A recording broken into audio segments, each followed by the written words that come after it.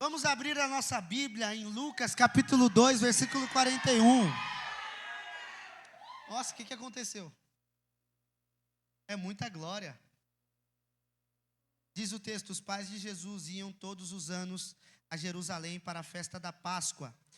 Quando ele completou 12 anos de idade, subiram à festa, conforme o costume.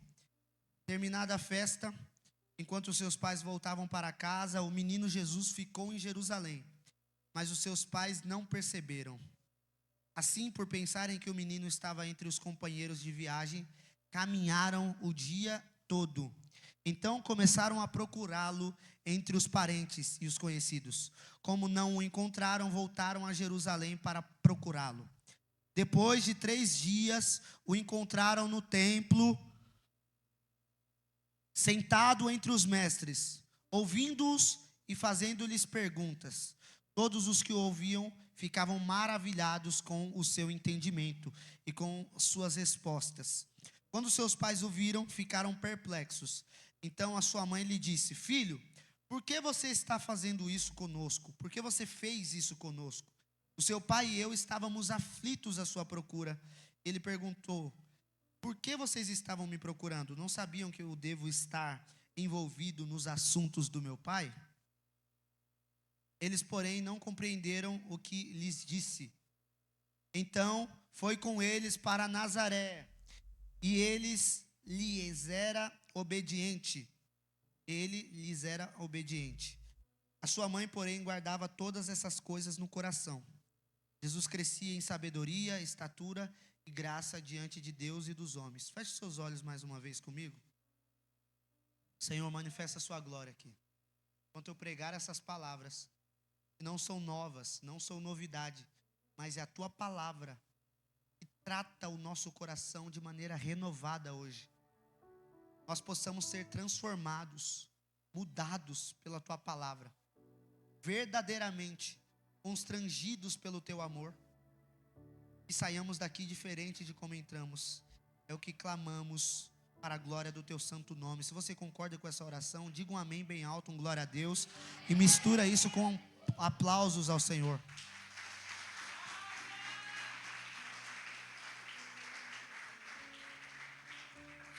Jesus é bom. Lucas foi o único evangelista que registrou algo sobre a infância de Jesus. Nenhum outro evangelista conseguiu relatar com precisão como fora o crescimento de Jesus. Perceba uma coisa: Lucas foi um historiador, além de ser um evangelista e um médico. Então ele conseguiu encontrar os parentes de Jesus, aqueles que caminharam de perto com ele, e ele perguntou coisas a esses parentes. E uma dessas entrevistas que Lucas fez, eu imagino que Maria contou esse episódio tão trágico. Imagina você ser confiado para cuidar do Salvador do mundo. Imagina Jesus andando com seu 1 ano de idade, como está fazendo meu Isaac, meu filho.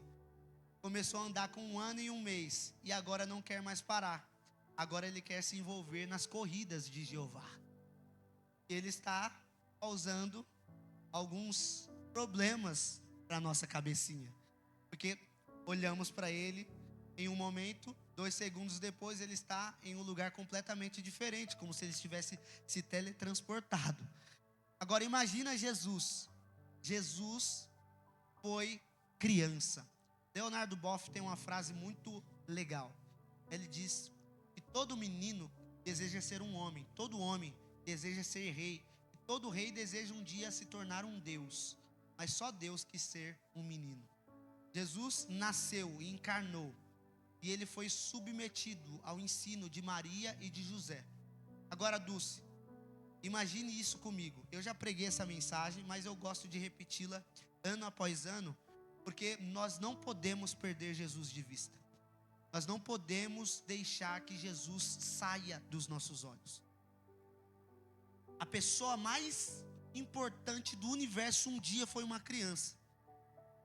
E é muito fácil gerar uma criança. Maria não teve que fazer nada, nem ter relações com ninguém.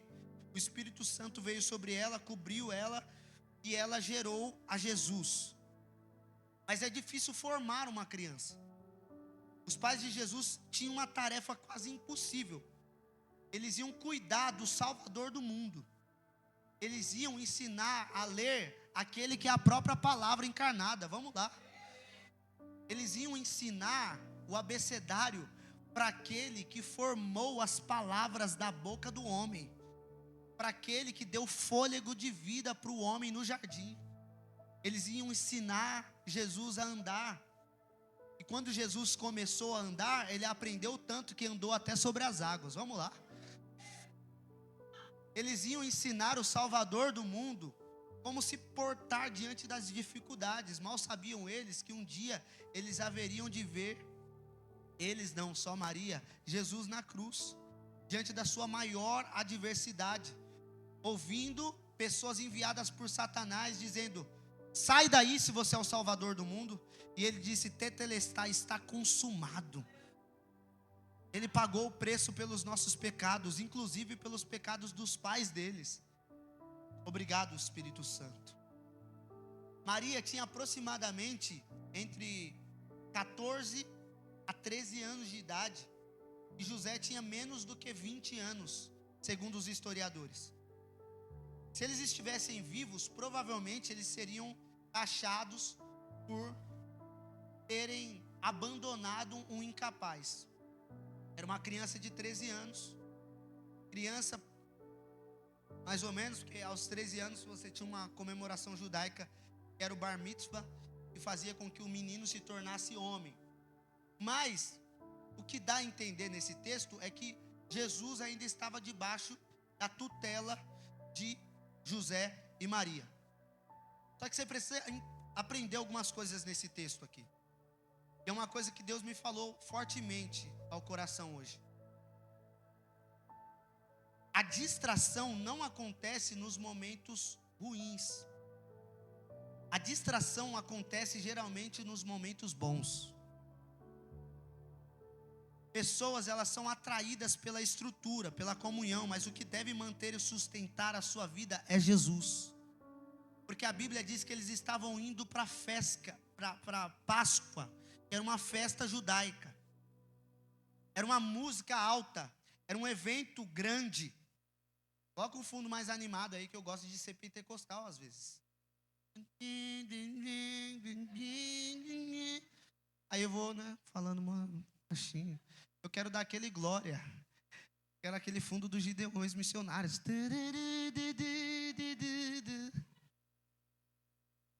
Deixa eu dar lugar. Deixa o menino rodar. Só que o que acontece quando você está num momento como esse, um momento onde há muita música, muita festa, muito barulho, é que você acaba perdendo Jesus de vista. Sabe, nós começamos a perder Jesus de vista, até mesmo nos ambientes religiosos. Tem gente que está aqui no culto, mas perdeu Jesus de vista. Tem gente que está aqui adorando, levantando as mãos, porque alguém pediu para você levantar, porque alguém pediu para você levantar a sua voz, e você não deu a devida importância ao nome de Jesus. Você não está aqui porque Jesus é o centro da sua vida. Muitas vezes você está aqui porque você precisa cumprir uma escala. Isso é religiosidade. Religiosidade também afasta o seu coração de Jesus.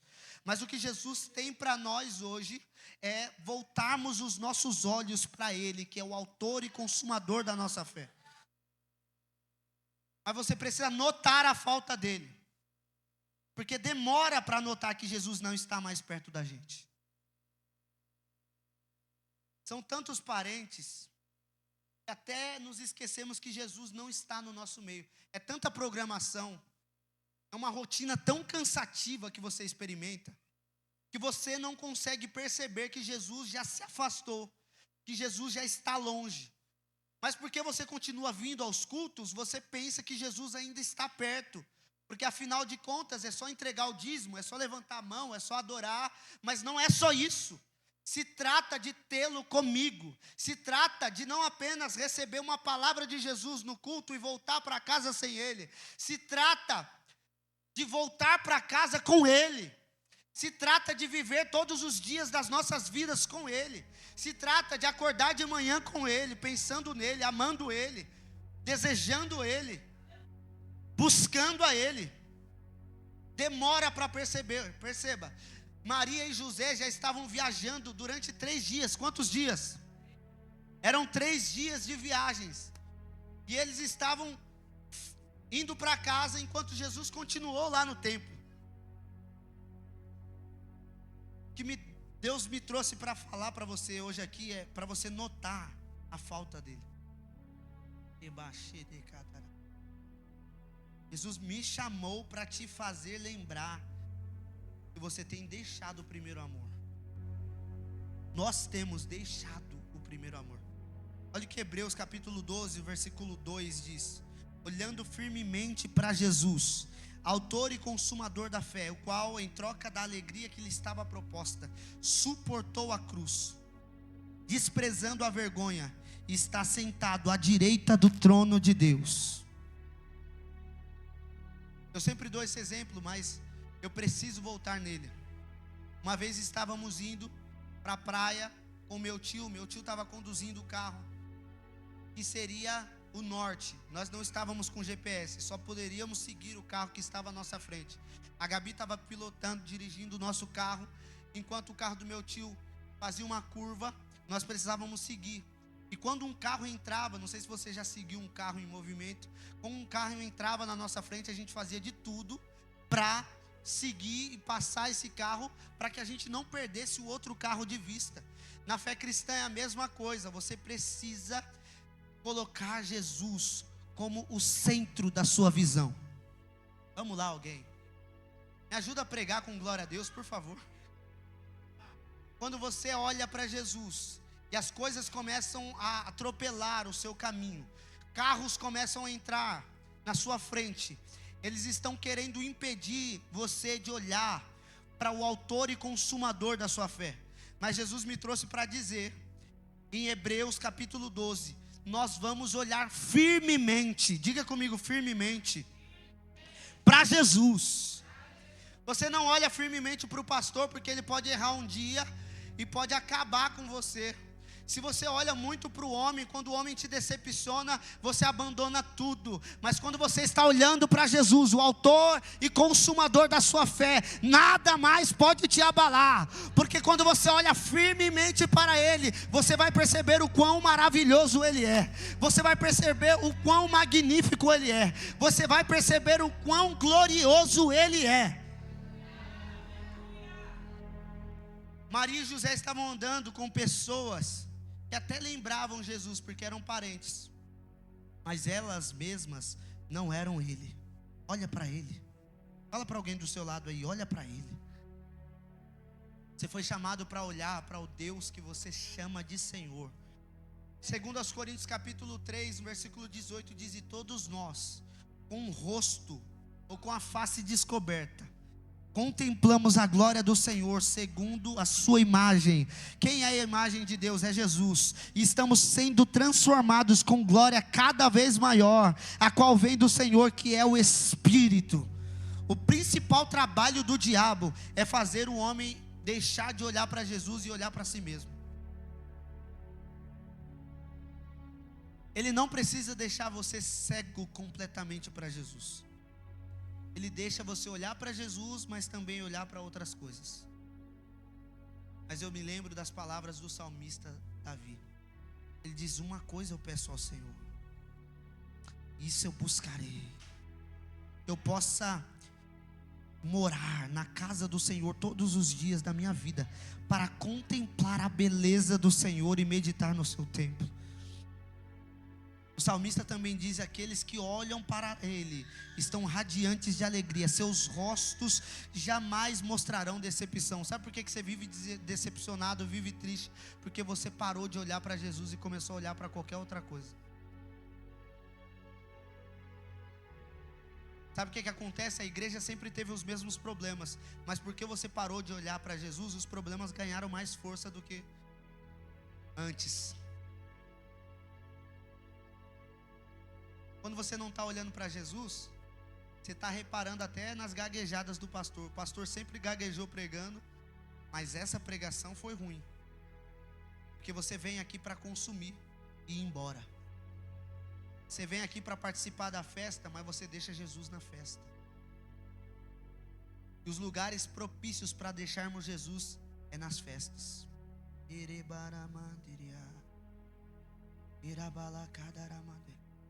Eles perderam Jesus, não foi no baile funk não, amigo. Eles não perderam Jesus no Instagram. Eles não perderam Jesus na rodinha de amigos. Eles perderam Jesus no templo, no meio da festa, no meio da comunhão.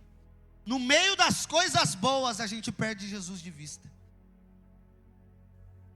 Só que se eles eram os pais, os tutores de Jesus, eles deveriam ter em Jesus a sua maior preocupação. Jesus deve ser a sua maior preocupação.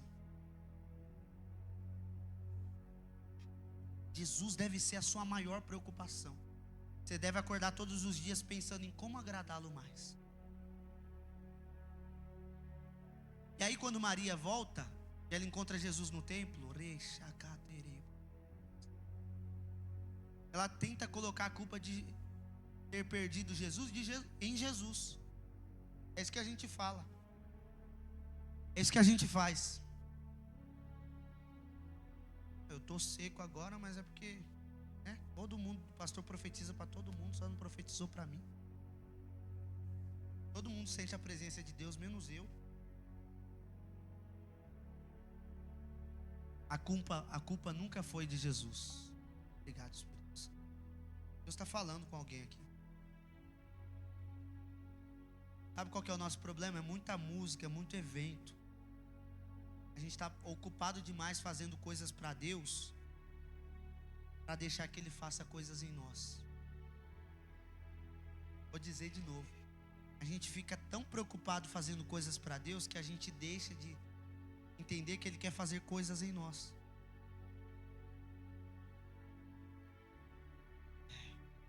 Você precisa voltar a olhar para Ele. Você precisa voltar a olhar para Ele.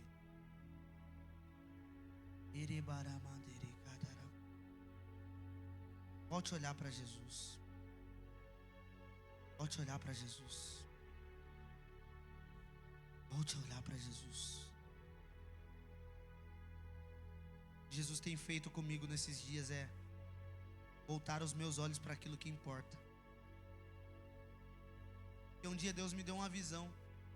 Deus me deu um sonho. Foi a única vez que eu ganhei uma música do Espírito Santo. A música era Não Quero Perder o Senhor de Vista. A gente estava num templo lotado de pessoas. O Espírito Santo falava: Tiago, você me perdeu de vista.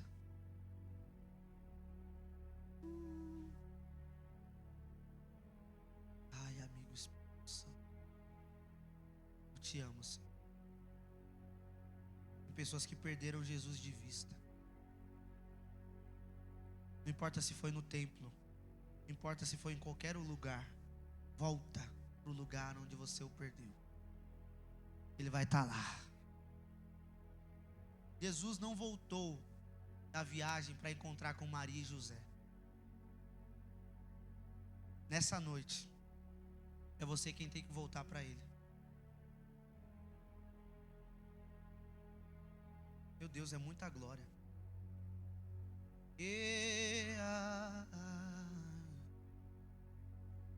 Espírito Santo, o Senhor está aqui, Senhor. Jesus ainda deve ser o centro. Sabe, qualquer coisa que eu falar aqui não vai ser suficiente para você. Se você não estiver olhando para Jesus, não adianta. Não adianta nem eu pregar bem. Quem está olhando para Jesus nem precisa mais de boas pregações. Ele ama. Sabe o que acontece? Está cheio de culto bom sem Jesus. Em algumas igrejas, Jesus é apenas um amuleto, uma chave para você conquistar aquilo que você já gostaria. Mandaram uma pergunta hoje: pastor, eu posso fazer um jejum? Uma pergunta particular. Posso fazer um jejum? Tipo assim, eu nunca jejuei para nada, né? Nunca jejuei para nada. E eu queria jejuar porque eu tenho uma causa. Será que Deus vai ficar triste?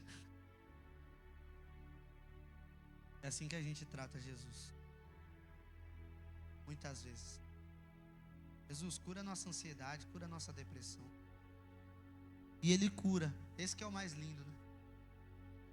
Pode ser que essa mulher vai jejuar, vai orar e a causa vai ser entregue. Mas ela vai parar na experiência pequena. É uma vida onde você tem festa, onde você tem comemoração, mas você não tem o principal, que é a presença dele no nosso meio.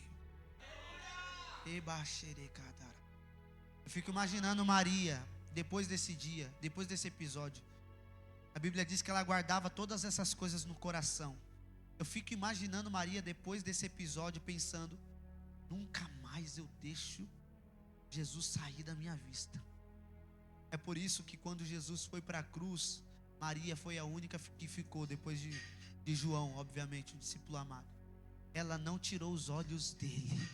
Quando ele estava na cruz, ela não tirou os olhos dele. Mas quando ele ressuscitou no terceiro dia, ela foi uma das primeiras a saber, porque ela não tirou os olhos dele. Não tire os olhos de Jesus, porque quando Ele fizer algo novo, você vai ser o primeiro a ser incluído. Deus deu a mensagem da ressurreição para aquelas mulheres que não tiraram os olhos dele, mesmo quando ele estava sofrendo no madeiro. Eu não sei para que eu estou pregando aqui, mas Deus está dizendo: não tire o olho de mim, não tire o olhar de mim, não tire a expectativa de mim, não tire a sede de mim, não tira a fome de mim. Começa a olhar para a igreja que você começa a ruir, você começa a ser decepcionado. Me disseram, um discípulo meu: pastor, fiquei muito decepcionado com você, porque você não foi muito solícito. Quando eu mandava mensagem, você não estava lá, e eu te tratava quase como um Deus. Eu falei: aí que foi o seu problema, porque se você olha para mim, eu vou te decepcionar mesmo.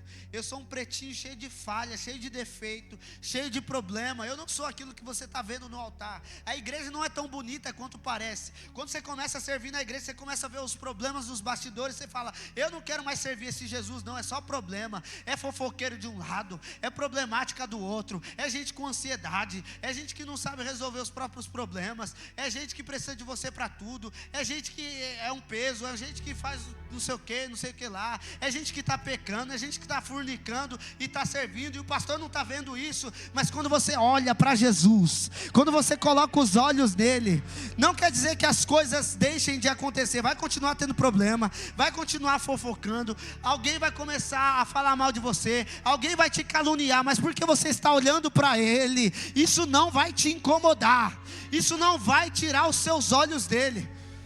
O problema de Pedro não foi a tempestade. Mateus capítulo 14, a Bíblia diz que Jesus chamou ele para andar sobre as águas. Enquanto ele estava olhando para Jesus, os passos deles estavam firmes. Mas quando ele começou a reparar no vento, aí ele começou a afundar. Deus vai tirar pessoas do seu caminho que eram como ídolos, para que você comece a olhar para ele.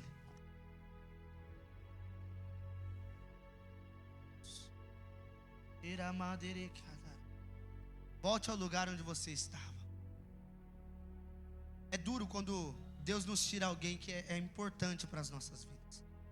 Abre comigo aí, eu não ia falar sobre isso, mas 2 Reis, com isso eu encerro. Já coloca esse sobre os seus pés, por favor. Obrigado, Jesus.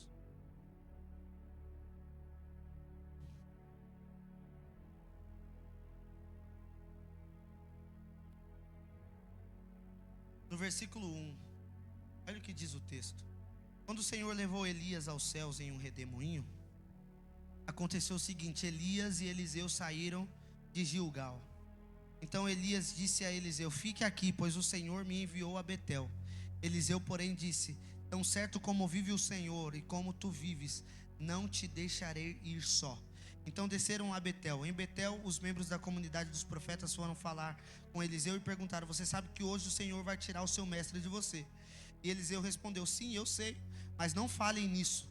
Então Elias lhe disse: fique aqui, Eliseu, pois o Senhor me enviou a Jericó. Ele respondeu: tão certo como vive o Senhor, não te deixarei ir só. Assim foram a Jericó. Em Jericó, os membros da comunidade dos profetas foram falar com Eliseu e perguntaram: você sabe que é hoje o dia que vão tirar o mestre de você? Eliseu respondeu: sim, eu sei, mas não falem disso. Não fale disso. Mas no versículo 9, vai comigo para o versículo 9. Depois de atravessar, Elias disse a Eliseu: o que posso fazer em seu favor antes que eu seja tirado de você? Eliseu respondeu: dá-me porção dobrada do teu espírito. Elias disse: o seu pedido é difícil. Se porém você me vir quando eu for tirado de você, terá o que pediu, do contrário não será atendido. De repente, enquanto caminhavam e conversavam, apareceu uma carruagem de fogo puxada por cavalos de fogo que os separou. E Elias subiu aos céus em um redemoinho. Quando viu isso, Eliseu gritou: meu pai, carruagens e cavaleiros de Israel. Quando já não podia vê-lo, Eliseu agarrou as próprias vestes e rasgou ao meio. Depois pegou o manto de Elias que tinha caído e voltou para a margem do Jordão. Então bateu nas águas do rio com o manto e perguntou: onde está agora o Senhor, o Deus de Elias? Tendo batido nas águas, elas se dividiram e ele atravessou. Presta atenção, Eliseu era um discípulo de Elias. Ele tinha caminhado com Elias por longos anos. Ele chamava Elias de pai. Tamanha familiaridade. Elias era uma espécie de pai espiritual para Eliseu. Mas Elias seria um dia tirado. Isso era muito sofrimento para Eliseu. Ele disse: não comenta sobre isso. Eu não quero ficar imaginando como vai ser a minha vida sem Elias. Elias se foi, mas a obra de Deus não para no homem. Vou dizer de novo: a obra de Deus não para no homem. Homens vêm e vão, pessoas vêm e vão, mas o que Deus tem para fazer na sua vida continua. Porque Deus não centraliza a obra dele em ninguém, só na pessoa de Cristo. Agora, olha o que a Bíblia diz. Quando Eliseu pede porção dobrada do Espírito, fala comigo, porção dobrada. Ele pede porção dobrada, não apenas porque ele quer soltar raios pelas mãos, porque ele quer se tornar alguém com olhos como chama de fogo. Ele quer colocar a mão sobre alguém e a pessoa cair. Quando ele pede porção dobrada do Espírito de Elias, ele está pedindo mais responsabilidade. Ele está pedindo mais peso, mais suporte, mais poder para suportar aquilo que haveria de vir. E Eliseu se tornou o profeta da sua geração. Mas quando Elias recebe esse pedido de Eliseu, ele fala: dura coisa me pedistes. Faça uma coisa: se você conseguir ver, quando eu for subir, eu te dou aquilo que você está pedindo. Você foi ensinado a pensar que a carruagem de fogo, os cavalos, toda aquela pirotecnia que aconteceu, era para levar Elias, mas a Bíblia diz que ele foi levado por um redemoinho. Na verdade, a carruagem de fogo e os cavaleiros, eles estavam lá apenas para distrair Eliseu. Uau. Satanás não precisa que você largue a fé, ele só precisa que você fique distraído. E então você não receberá o mais de Deus que você procura.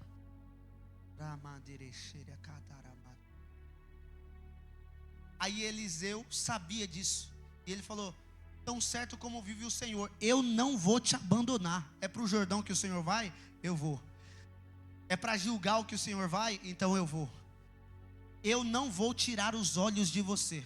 Pode vir de redemoinho, pode vir carruagem, pode vir coisas boas, pode vir bênçãos, pode vir coisas espirituais acontecendo, mas eu não vou tirar os olhos de você. Agora eu vou falar uma coisa profética para você. Você não é discípulo nem de Elias e nem de Eliseu. Você é discípulo de Jesus o Cristo. E quando você tem a mesma expectativa de Eliseu, de receber mais da presença do Senhor, você precisa estar com olhos fitos nele, você não pode se distrair.